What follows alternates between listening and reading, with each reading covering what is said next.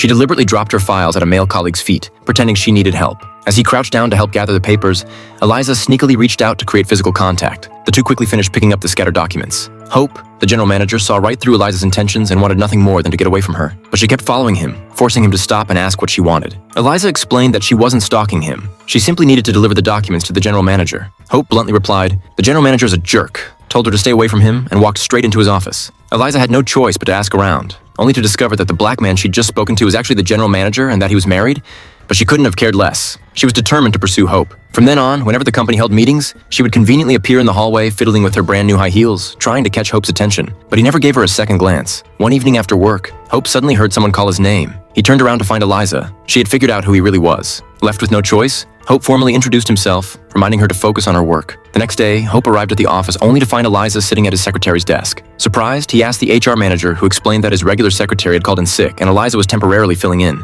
Resigned to the situation, Hope called her into his office to assign tasks, secretly hoping she would slip up so he'd have a legitimate reason to get rid of her. But Eliza proved highly competent, even preparing his coffee with just the right amount of sweetness. Hope couldn't find any excuse to fire her. Over the following days, whenever Hope's wife called, Eliza would eavesdrop nearby, trying to gather more information about him. One day, his wife asked over the phone why her messages had gone unanswered. Hope had to come clean. The company had assigned him a new secretary, and there might have been some oversight. His wife sensed something was off and came to the office that very day, where she met Eliza. Facing Hope's wife, Eliza acted provocatively, showing no hint of intimidation. Furious, his wife decided to assert her territory by bringing their son around to mingle with the staff. Meanwhile, Eliza sneaked into Hope's office and noted down his favorite music, but her little maneuver didn't escape the notice of a senior colleague nearby. Upon learning he was a long-time employee, Eliza immediately invited him to dinner after work, hoping to extract more information about Hope. When she found out Hope was a compassionate person, she staged a tearful breakdown at a restaurant, pretending to be heartbroken. Unaware of her act, Hope sat down and offered kind words of comfort, quickly lifting her spirits. Just then, a coworker walked in, and Eliza immediately stood up, feigning shyness as she left. The coworker couldn't help but jump to conclusions about their relationship. Hope tried to explain, but his colleague clearly wasn't buying it.